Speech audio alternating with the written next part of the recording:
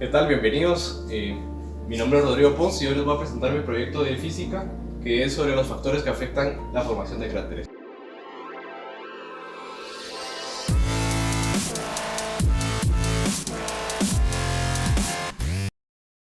Para empezar, quiero definir qué es un cráter. Un cráter es una cavidad o hundidura sobre una superficie que normalmente tiene una figura redonda. Entonces, ¿de dónde nace el proyecto? Primero, una vez fijándome en la lluvia, en algo tan simple como la lluvia, cuando impactaba sobre una superficie, veía que dejaba distintos cráteres, de distintos tamaños, distinta profundidad. Entonces me puse a pensar qué factores afectaban esto. Entonces, afecta la altura desde donde cae, afecta el tamaño, la masa.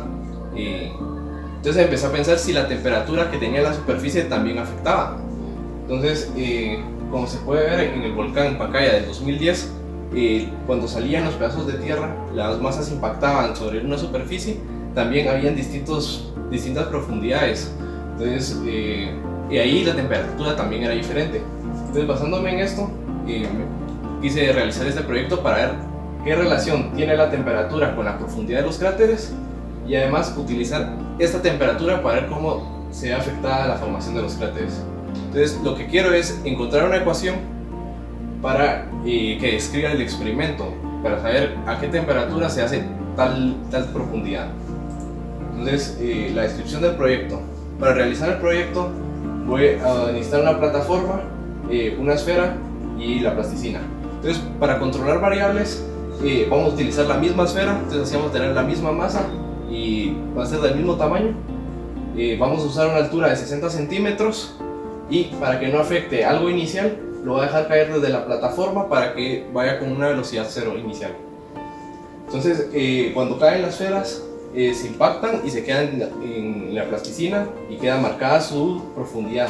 Esto lo hacemos 7 veces por cada temperatura.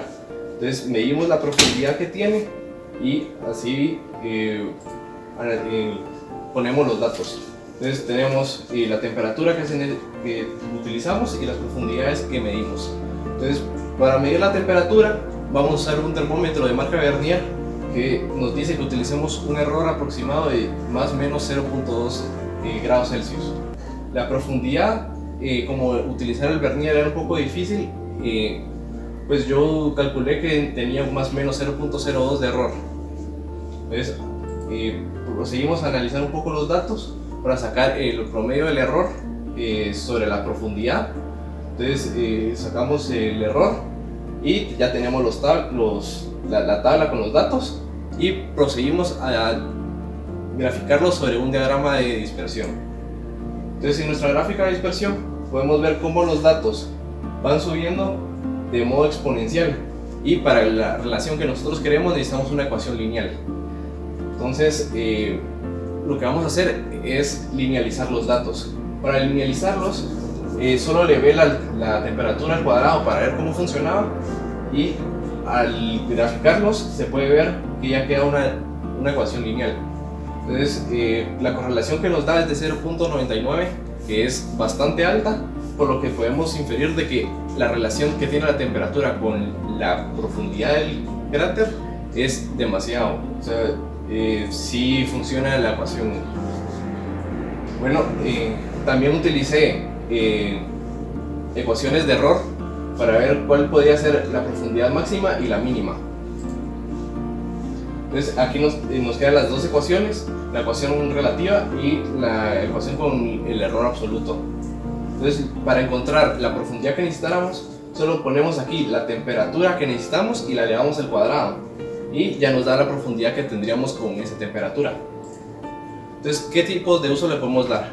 En una fábrica de latas podríamos utilizar una plancha de metal en la que la máquina solo impactara el metal, ya que el metal pasaría por un horno que establecería la temperatura con la que sale la superficie, que en este caso es el metal.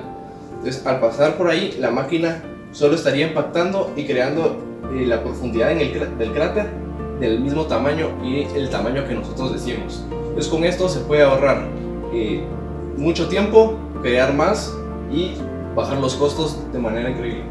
Luego, una huevera que usan los pintores, pues de la misma forma, se calcula la profundidad que queremos miramos la temperatura que necesitamos y ya solo sería ir impactando con el objeto. Es necesario tener en mente que la ecuación pasada es sobre el objeto que yo tenía y sobre la altura que yo tenía.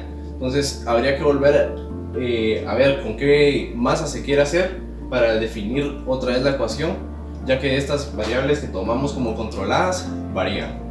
Muchas gracias, este es mi proyecto de física.